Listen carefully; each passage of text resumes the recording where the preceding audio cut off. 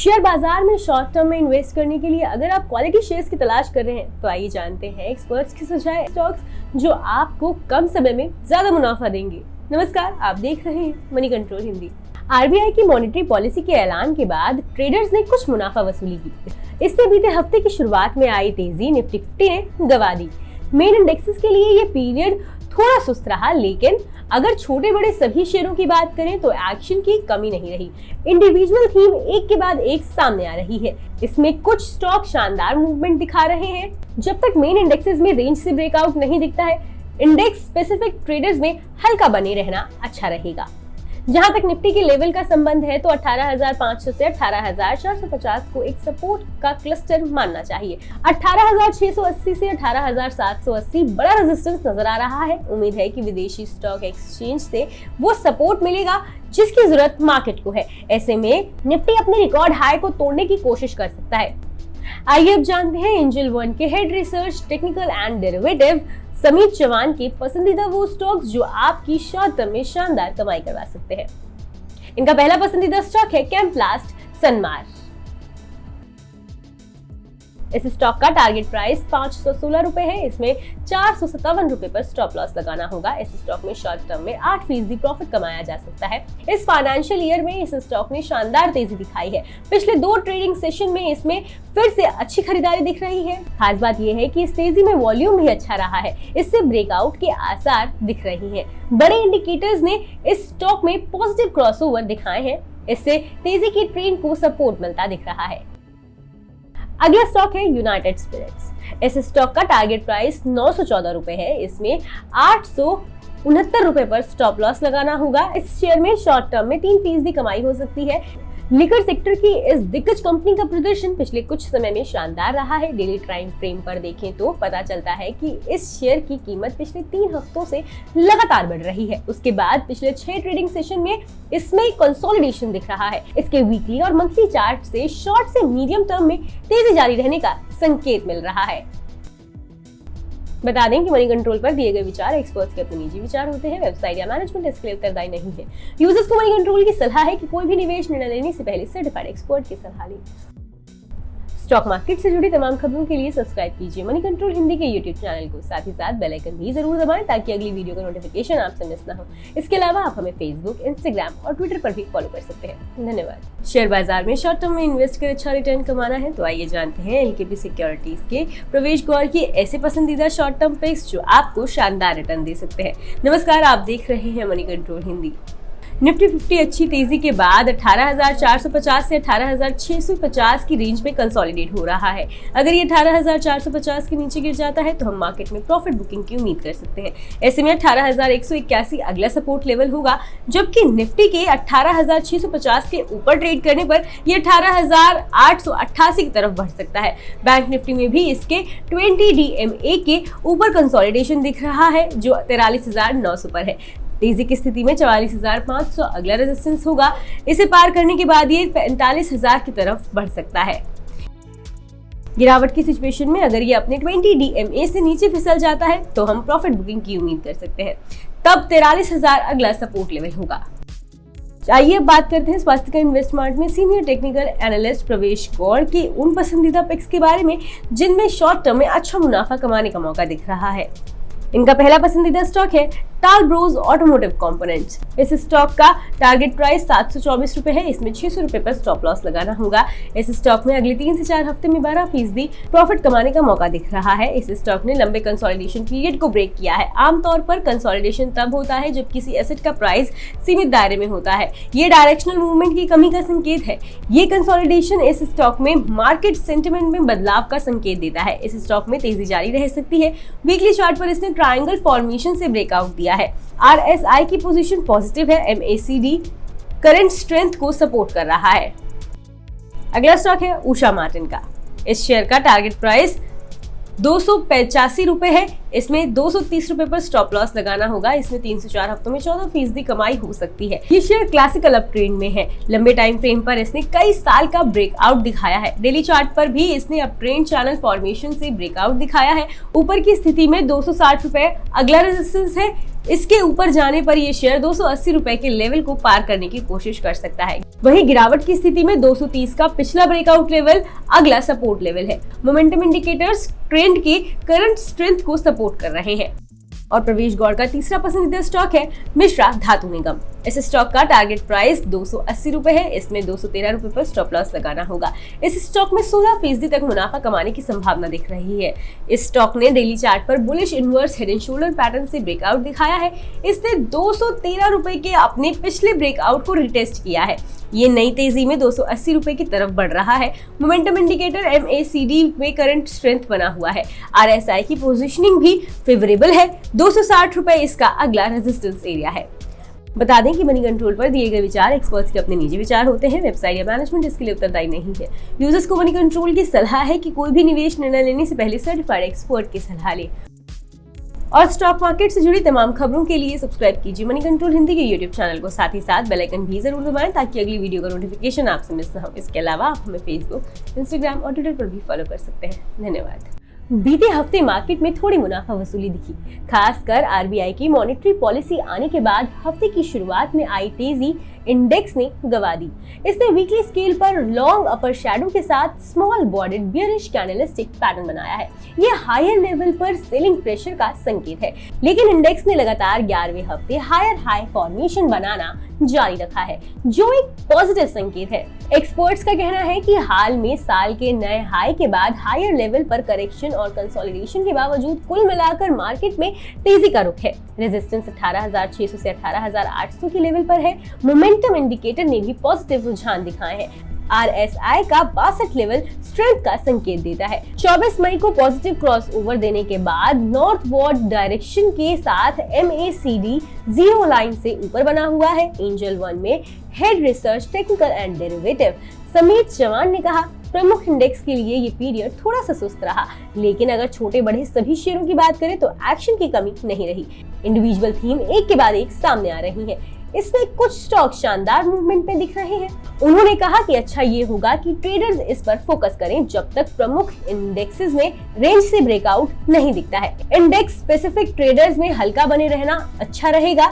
जहां तक निफ्टी के इस लेवल का संबंध है तो 18,500 से 18,450 को एक सपोर्ट का क्लस्टर मानना चाहिए। दूसरी तरफ 18,680 से 18,780 को बड़ा रेजिस्टेंस मानना चाहिए। वेव स्ट्रेटेजी एडवाइजर के CEO और CMT आशीष कयाल का मानना है कि निफ्टी 50 जून में लाइफ टाइम हाई पर पहुंच सकता है, लेकिन इससे पहले इसमें कुछ दिनों का कंसोलिडेशन और बेस फॉर्मेशन देखने को मिलेगा।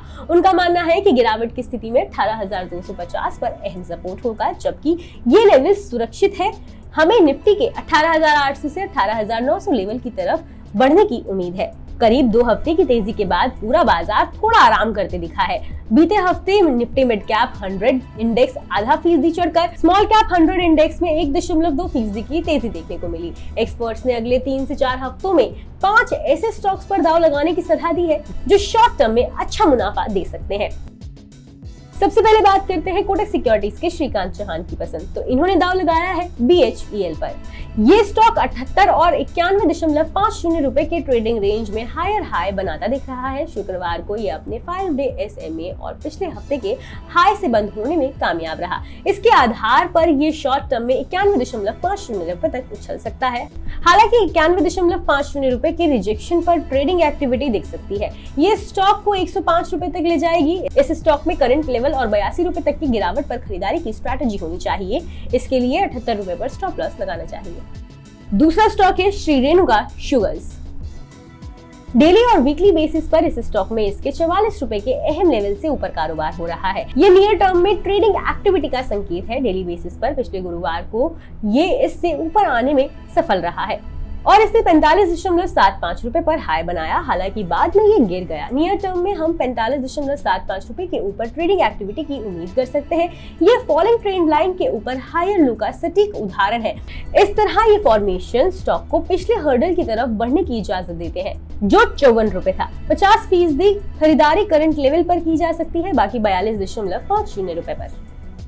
अगला स्टॉक है एवेन्यू सुपरमार्ट का। इस स्टॉक ने डेली चार्ट पर राउंडिंग बॉटम बनाना शुरू किया है। ये 3,300 रुपए के ऊपर 5 महीने तक टिका रहा है। इसके चलते ये 3,600 रुपए की तरफ बढ़ा है। तकनीकी रूप से ये बेस बिल्डिंग फॉर्मेशन है जो स्टॉक को सबसे बड़े रेजिस्टेंस पार करने में मदद कर सकता है, जो 3,750 रुपए पर है। 3,750 रुपए से ऊपर स्टॉक के लिए 4,000 रुपए के लेवल पर पहुंचना आसान हो जाएगा, जो स्टॉक के लिए 50% रिट्रेसमेंट रेजिस्टेंस है।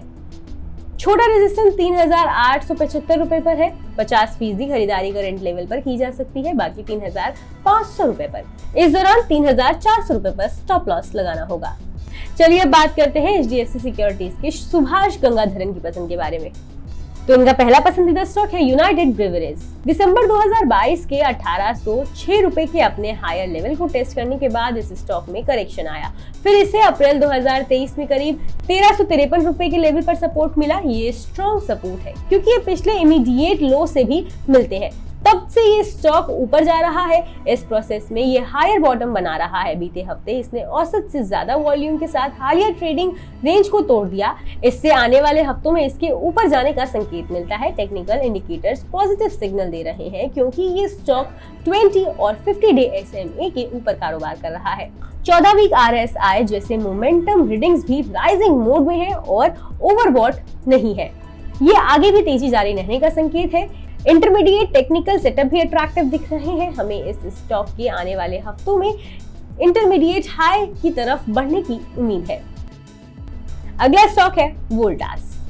ये स्टॉक शॉर्ट टर्म में डाउन ट्रेंड है। इसकी वजह ये है कि ये पिछले कई हफ्तों से लोअर टॉप और लोअर बॉटम बना रहा है। बीते हफ्ते इसने हालिया ट्रेडिंग रेंज को तोड़ा है, जिससे डाउन ट्रेंड जारी रहने का संकेत मिलता है। टेक्निकल इंडिकेटर्स नेगेटिव सिग्नल दे रहे हैं क्योंकि इस स्टॉक में 20 डे और 50 डे SMA के ऊपर कारोबार हो रहा है। 14 वीक RSI जैसे मोमेंटम रीडिंग्स भी गिरावट के मोड में है और ओवरसोल्ड नहीं है। ये आगे और गिरावट का संकेत देता है। इससे आने वाले दिनों में स्टॉक में और गिरावट के संकेत मिलते हैं। ऐसे में स्टॉक में एक्सपर्ट की सेल की सलाह है।